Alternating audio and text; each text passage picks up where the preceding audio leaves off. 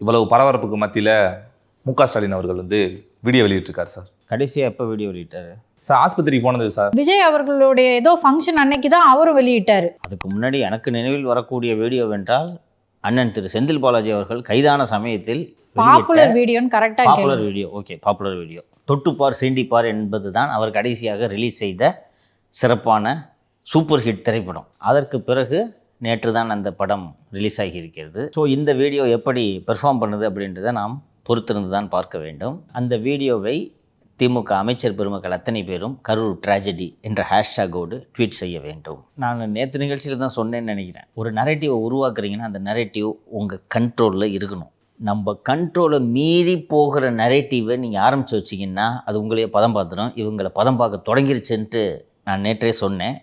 அதோட நீட்சி தான் இந்த வீடியோ. வதந்திகளை பரப்பாதீங்க, நாங்கள் வந்து மக்களோட உயிர் தான் எங்களுக்கு முக்கியம் அப்படின்ற மாதிரி பேசியிருக்காரு. திமுக ஆட்சி நல்லாட்சின்றதே ஒரு வதந்திப்பா. அவரே அந்த வதந்தியை நம்பிக்கிட்டு இருக்கார். அவர் சொல்கிறாரு சிஎம் வதந்தியை பரப்பாதீங்கன்னு. தமிழக மாணவர் சங்கம்னு சொல்லிட்டு தமிழ்நாடு பூரா விஜய கொலகாரன்னு சொல்லிட்டு போஸ்ட் அடிக்கிறாங்களே, அது வதந்தி இல்லை? அனுமதி இல்லாமல் எவனாவது யார் வீட்டு முன்னாடியாவது போராட்டம் நடத்தினா அனுமதிப்பீங்களா? எங்கள் வீட்டில் சாக்கடையில் ஊற்றுனாங்க, அதே மாதிரி விஜய் வீட்டு வாசலில் போய் நின்று போராட்டம் நடத்துகிறாங்க.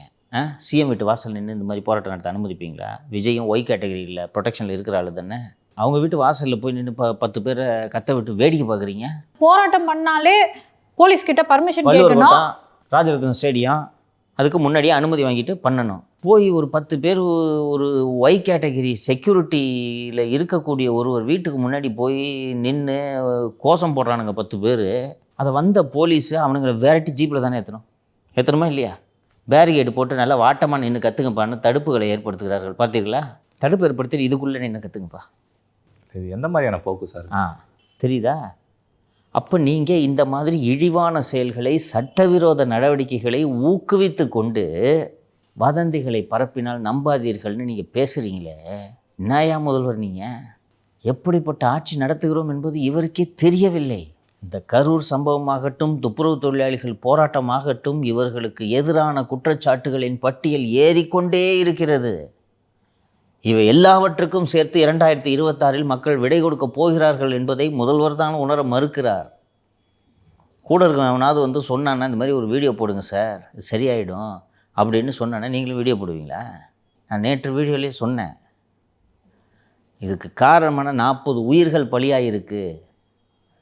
காவல்துறையின் அஜாக்கிரதையும் ஒரு காரணம், விஜய் தரப்பும் ஒரு காரணம்னு சொல்லிட்டு நீ 4 அதிகாரியை சஸ்பெண்ட் பண்ணிவிட்டு நீங்கள் விஜய் மீது குற்றம் சுமத்தாதீர்கள்னு வீடியோ பேசுனீங்கன்னா சரி, ஜனங்க பரவாயில்லையா உறுதியாக நடவடிக்கை எடுத்திருக்காருன்னு நினைப்பார்கள்.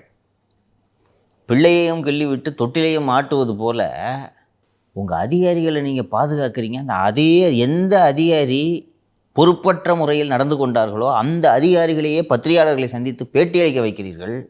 வதந்திகளை பரப்பாதீர்கள்னு வீடியோவை போட்டுட்டு சமூக வலைத்தளம் பூராவும் திமுக உடன்பிறப்புகளும் பத்திரிகையாளர்களும் இரண்டுக்கும் வேறுபாடு இல்லை, இருந்தாலும் தனித்தனியாக சொல்ல வேண்டும் என்பதற்காக சொல்கிறேன். திமுக உடன்பிறப்புகளும் பத்திரிகையாளர்களும் வதந்திகளை பரப்பி கொண்டிருக்கிறார்கள். ஒரு பெண் பத்திரிகையாளர் விஜய் புன்முறுவல் பூக்கும் ஒரு புகைப்படத்தை போட்டுவிட்டு அந்த கூட்டத்தை பார்த்து அல்லது அந்த நெரிசலை பார்த்து மக்கள் மிதிபடுவதை பார்த்து ரசிக்கிறார் என்ற பொருள்படும்படி சமூக வலைத்தளத்தில் பதிவிடுகிறார். இல்லை சார், காவல்துறை அதிகாரிகளும் போயிட்டு ப்ரெஸ் மீட்டில் போயிட்டு விஜய் தான் இது காரணம் சொல்லிட்டுனா எப்படி சார்? ஏன்னா ஒரு நபர் ஆணையம் அமைச்சிருக்காங்க, அப்போ அது வதந்தியானே சார்? அவங்க அந்த ஆணையத்தோட பரிந்துரைகள் வந்த பிறகு தானே நீங்கள் பேச வேண்டும். ஹெச்ஓபிஎஃப் ஒரு சீசன்ட் ஆஃபீஸர் அப்படின்றதுக்கான அந்த பக்குவம் தெரிந்தது. நீங்களும் சமூக வலைத்தளங்களையும் விமர்சனம் வந்துகிட்டு இருக்கு. அவர் நான் பாதியிலே எஞ்சி போயிட்டாருன்னு என்ன சொல்லிட்டு போனார்ன்றதை நீங்கள் பார்த்தீங்கன்னா ஒரு வெங்கட்ராமன் யாருன்றது உங்களுக்கு புரியும். இதுக்கு மேலே நான் பேசுகிறது சரியாக இருக்காது. ஒரு நபர் கமிஷன் அமைச்சிருக்காங்க, இது வரைக்கும் தான் நான் பேசுகிறது சரியாக இருக்கும், இதுக்கு மேலே கமிஷன் விசாரிக்கட்டும்னு ஏஞ்சி போனார். எல்லா அதிகாரிகளும் வெங்கட்ராமனை போலவே பக்குவப்பட்டு மெச்சூர்டாக இருப்பாங்கன்னு எதிர்பார்க்க முடியாது இல்லையா? விளக்கம் கொடுக்குறாங்க அரசுக்கு. எல்லாத்துக்கும் விஜய் தாங்க காரணம், 40 பேர் கொல்லணும்னு பிளான் பண்ணிட்டு வந்தாருங்க இந்த ஆள். அதை மட்டும்தான் சொல்லலை, மீதி எல்லாத்தையும் சொல்கிறாங்க. டைம் லேட்டாக வந்தார், கூட்டம் அதிகம், தண்ணி கொடுக்கல, பீச்சில் நீங்கள் கொடுக்க தான் தண்ணி கொடுக்கல, 5 பேர் செத்தானே கேஸாக போட்டிங்க. ஸோ இப்படி வதந்திகளை பரப்பி விட்டு நீங்களே வதந்திகளை பரப்பினால் அந்த வதந்திகளை நம்பாதீர்கள் என்று சொல்கிறீர்கள் என்றால் மக்களுக்கு எப்படி உங்கள் மீது நம்பிக்கை வரும்? அவங்களுக்கு உவப்பான செய்திகளை மட்டும் வெளியிடணும்னு சொல்கிறாங்க சார். 4.5 வருஷமாக வீடியோ தானே போட்டுக்கிட்டு இருக்கிறீங்க, நீங்கள் எப்படி வீடியோ நம்புவாங்க? என்னைக்காவது ஒரு முக்கியமான விஷயத்துக்காக முதல்வர் வீடியோ போட்டால் எல்லோரும் பார்த்து ஏதோ முதல்வர் வீடியோ போடுறாருன்னு நினைப்பாங்க. உங்கள் மந்திரி ஊழல் வழக்கில் கைதானதுக்கு ஈடியை மிரட்டி வீடியோ போட்டால் தானே நீங்கள், அதுவும் 35 கட்டு. அதில் சொல்கிறார், நீங்கள் கவனித்திருப்பீர்கள், இனி இது போன்ற சம்பவங்களே நடக்காமல் தடுக்கும் பொருட்டு நீதிபதி அருணா ஜெகதீசன் விசாரணை ஆணையம் கொடுக்கக்கூடிய அறிக்கையின் அடிப்படையில் நடவடிக்கை எடுப்போம். ஏற்கனவே அருணா ஜெகதீசன் விசாரணை ஆணையம் கொடுத்த பரிந்துரைகளின் மீது என்ன நடவடிக்கை எடுத்தீர்கள்? அப்போ எங்கெல்லாம் பார்த்தா லூசு மாதிரி தெரியுது முதல்வருக்கு. கரெக்டா? எந்த ஒரு ஆணையமும் பரிந்துரை பண்ணால் அதெல்லாம் செயல்முறைப்படுத்தணுன்ற அவசியமே இல்லை. அந்த ஆணையங்களுக்கு பலனே இல்லை. ஆமாம், it is recommendatory in nature. அரசு அதை ஏற்றுக்கொள்ளலாம் அல்லது தூக்கி குப்பையில் போடலாம். ஆணையங்களுக்கு பவரே இல்லை. ஏற்கனவே அப்படி பார்த்தீங்கன்னா நீதிபதி சந்துரு அவர்கள் தலைமையில் ஒரு பரிந்துரை கொடுத்தாரு. பள்ளி மாணவர்களிடையே சாதியை ஒழிக்கும் வகையில் சில பரிந்துரைகளை நீதிபதி சந்துரு அவர்கள் கொடுத்தார். நடவடிக்கை எடுத்துட்டிங்களா? இது ஒரு வீடியோ போடுறீங்க. நம்ம தொடர்ந்து நம்ம சேனலில் இந்த 40 பேர் மரணத்தை பயன்படுத்தி எப்படியெல்லாம் ஆதாயம் அடையலாம் என்ற வேலையை திமுக செய்து கொண்டிருக்கிறதுன்றது தான் நம்ம தொடர்ந்து அம்பலப்படுத்திக்கிட்டு இருக்கோம். அதோட ஒரு நீட்சியாக தான் முதல்வரோட வீடியோவை பார்க்கணும். நீங்கள் கள்ளச்சாராய சாவுக்கு இது மாதிரி நீங்கள் ஒரு வீடியோ போட்டுட்டிங்கன்னா நான் உங்களை பெரிய மனுஷன் சொல்லியிருப்பேன், நல்ல ஆட்சியாளர்னு சொல்லியிருப்பேன் சார். அன்றைக்கி நீங்கள் துடிதுடிச்சு போயிருக்கணும் சார். அங்கே இதை விட பரிதாபம் சார் அது. இதுவும் பரிதாபம், அதுவும் பரிதாபம். பரிதாபத்தில் வேறுபாடு பார்க்க முடியாது. இவங்களும் ஏழைங்க, அவங்களும் ஏழைங்க. 2 உயிர்களையும் நீங்கள் சமமாக பாவித்திருக்க வேண்டுமா இல்லையா? இதுவாவது விஜய் மீது ஒரு பங்கு தவறு இருக்கிறது என்று வாதத்துக்கு வைத்துக்கொள்ளலாம். கள்ளச்சாராய சாவு முழுக்க முழுக்க உங்கள் தவறு. அதற்குத்தான் நீங்கள் ஓடோடி சென்று உருண்டாழுதிருக்க வேண்டும். இது தொடர்பாக திருமாவளவன் அவர்கள்ட்ட கேட்குறாங்க சார். அப்போ அவர் சொல்கிறாரு, சூழ்நிலை பார்க்கணுங்க அப்படின்றாரு சார். அதை மட்டும் அவர் சொல்லல, இங்கே மொத்தமாக சேர்த்தாங்க, அங்கே கொஞ்சம் கொஞ்சமாக சேர்த்தாங்க. ஆமாம் சார். திரும்ப என்ன இப்படி மாறிட்டாங்கன்னு வருத்தமாக இருக்குது. இதுக்கு மேலே என்னத்த சொல்கிறது? என்ன ஃபஸ்ட்டு நாள் ஒருத்தர் செத்து, 2வது நாள் 2 பேர் செத்து, 3வது நாள் 3 பேர் செத்து, 4வது நாள் 5 பேர் செத்து, 10வது நாள் 66 பேர் செத்தாங்களா? என்னையா பேசுகிற இருந்தாலே?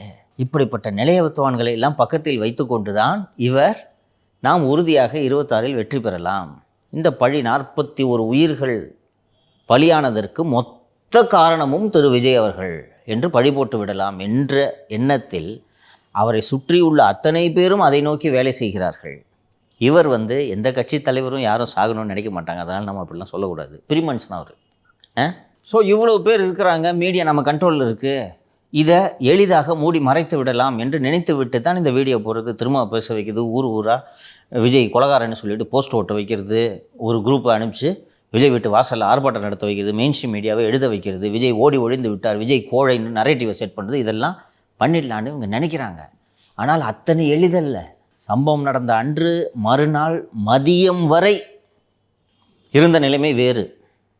தாவக தொண்டர்களே, விஜய் ஆதரவாளர்களே ஐயோ என்ன பேசுறது என்று வெடித்து கொண்டிருந்தார்கள் என்பதை நாம் பார்த்தோம். காலையிலேயே திரு எடப்பாடி பழனிசாமி கரூர் சென்று மருத்துவமனையில் பேட்டி அளித்தார். பாதுகாப்பு குறைபாடு என்ற பஞ்சாயத்தை முதலில் அவர்தான் இழுக்கிறார். அவர் இழுத்தவுடன் எல்லாரோட மனதிலும் அது இருந்தது, உள்ளூர் மக்கள் மனதிலும் அது இருந்தது, கரூர் மக்கள் மனதிலும் அது இருந்தது. பட்டு இவ்வளோ உயிர் போயிருக்கு, இந்த நேரத்தில் போயிட்டு யாரை குறை சொல்கிறது, இன்னொன்று விஜய் மீது எல்லாம் திரும்புமே என்று அப்படியே யோசித்து கொண்டிருந்த நேரத்தில் அவர் போட்டு உடைக்கிறார். முதல்ல உடைச்ச உடனே அதுக்கப்புறம் கடன்ட்டு இந்த நரேட்டிவ் உடைய தொடங்குகிறது. அதை கட்டுப்படுத்த முடியாமல் தான் வீடியோ வெளியிடுகிறார்கள். எல்லாத்தையும் பண்ணிட்டாங்க.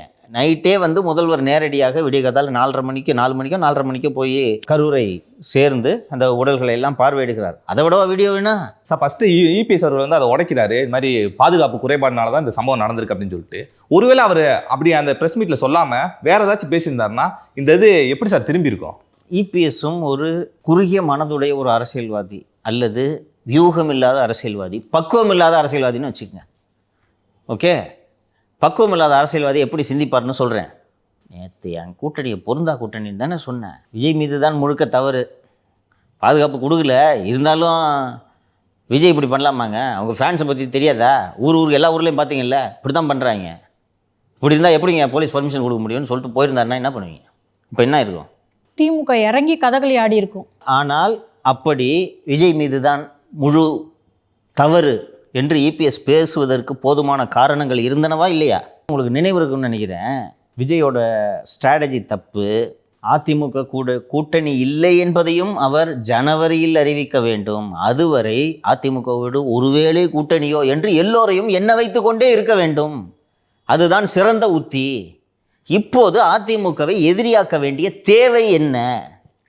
ஒரே நேரத்தில் இந்தியா பங்களாதேஷோடும் பாகிஸ்தானோடும் சீனாவோடும் இலங்கையோடும் சண்டை போட முடியாது, எந்த நாடும் போட முடியாது. அப்போ விஜய் என்னோட எதிரி இவங்க தான் அப்படின்னு சொல்லிட்டு இன்னொன்று அவங்க தான் ஆளுங்கட்சியில் இருக்காங்க, அவங்கள நோக்கியே தனது தாக்குதலை தொடுக்க வேண்டும். தேவையில்லாமல் இவர்களை சீண்டுகிறாருன்னு நடுவில் ஏதோ ஒரு நிகழ்ச்சியில் சொன்னேன்.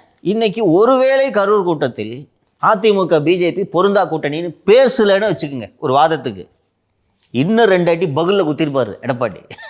அப்போது எனக்கு என்னென்னா, ரைட், அதிமுக ஒரு கூட்டணி இல்லைன்றது நீங்கள் தான் முடிவு பண்ண போகிறீங்க, அது உங்கள் முடிவு. உங்களை யாரும் கட்டாயப்படுத்தி ஏப்பா போப்பா தாலி கட்டுப்பா அதிமுகவுக்கு என்றெல்லாம் யாரும் கட்டாயப்படுத்த முடியாது. அப்படி இருக்கையில் இதை பொறுமையாக சொல்லலாமே. அதிமுக உட்பட, நான் உட்பட, மக்கள் உட்பட அத்தனை பேரும் வந்துருவார் போல இருக்க கூட்டணிக்கு என்று நினைத்து கொண்டே இருக்கட்டுமே. அது ஒரு சஸ்பென்ஸ் தானே, இருக்கட்டும் அப்படியே. இதெல்லாம் அரசியல் ஒரு உத்தி. அப்படி இல்லாமல் எதுக்கு லொடுக்குன்னு போட்டு உடைக்கிறாரு இருந்தாலும், எதுக்கு தேவையில்லாமல் இந்த வேலையை பார்க்குறாரு? திமுக அரசுக்கே பயம் இருக்கும்ல சார், ஒருவேளை சேர்ந்துட்டாங்கன்னா. இப்போ வரைக்கும் திரு விஜய் அவர்கள் அதிமுகவை எதிர்த்துக்கல, ஒருவேளை அதிமுகவும் சேர்ந்து நம்ம அவருடைய பிரச்சாரங்களுக்கு சரியா பாதுகாப்பு கொடுக்காம ஏதாவது அசம்பாவிதம் நடந்தது, அவங்க எல்லாம் வருவாங்க. போர் தொடங்குறதுக்கு முன்னாடியே உங்களோட போர் உத்தி என்னன்னு எதிரி நாட்டு மன்னனுக்கு தெரிஞ்சா அவன் பயப்படுவான். காங்கிரஸ் கூட கூட்டணி போலான்ற எண்ணத்துல இருக்காரு, அதனாலதான் சுத்தி சுத்தி எல்லாரையும் பகைச்சிக்கிறாரு நம்மளால புரிஞ்சுக்க முடியுது. இன்னைக்கு அவருக்கு நடந்துட்டு இருக்க அநீதிகளுக்கு காங்கிரஸ் எங்கேயாவது சப்போர்ட் பண்ணியிருக்காங்களாங்க சார்? வேணா கையில் 2 வாளியை தூக்கி கொடுப்பாங்க. அதுதான் தமிழக காங்கிரஸ் கட்சிக்கு தெரிந்த ஒரே வேலை.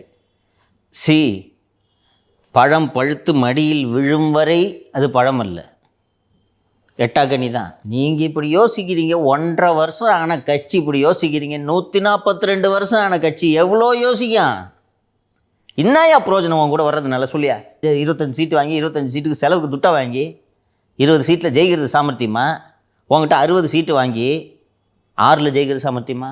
நீங்க யார் வருவாங்கன்னு நீங்க நினைச்சிட்டு இருந்தீங்களோ அவங்க ஒண்ணுமே சப்போர்ட் பண்ணல. ராகுல் காந்தி என்ன சொன்னாரு? தொலைபேசியில் அழைத்து பேசினாராம், ஆறுதல் தெரிவித்தாராம், இரங்கல் தான் தெரிவித்தார். இன்னொன்று ராகுல் காந்தி இரங்கல் தான் தெரிவிக்க முடியும். ஆம்புலன்ஸ் தவறுன்னு ராகுல் காந்தி பேசினா சரியா இருக்குமா? இங்கே இருக்கவங்க பேசணும். இங்கே இருக்கவங்க எப்படி பேசுவாங்க? வாலியோடு நான் தான் அந்த ஆம்புலன்ஸில் சென்றேன் என்று பேசுவார்கள். கரெக்டா? என் உயிருக்கு ஆபத்து, வாலி ஒரு இடத்துல முக்கியமாக சேர்க்கணும். ஜோதிமணி கூட பேசலைங்க சார். முந்தானே வரைக்கும் செந்தில் பாலாஜி கூட சண்டை போட்டுட்டு இருந்தாங்க. KS அழகிரி பேசல, வெளியில உள்ளூர்லை அது போய் நீ சண்டையெல்லாம் சீரியஸாக எடுத்துக்கிட்டு. ஜோதிமணி அந்த மாதிரி உள்ளூரில் செந்தில் பாலாஜி எதிர்த்து அரசியல் செய்துவிட்டு உள்ளூரில் இருக்க முடியுமா?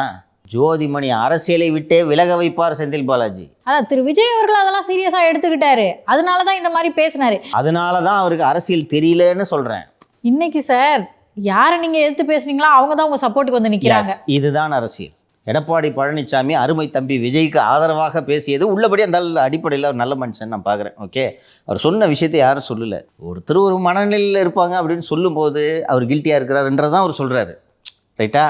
இருந்தாலும் அரசியல் ரீதியாக நான் பார்க்கிறேன், எடப்பாடி பழனிசாமி ABCDன்றதை விட்டுருங்க, அதிமுக தலைவராக ஒருவர் இருந்து இன்று பேசியதாக வைத்துக்கொண்டு பார்த்தால் அவர்களுக்கு அவர்களது நலன், எதிரிக்கு எதிரி நண்பன்.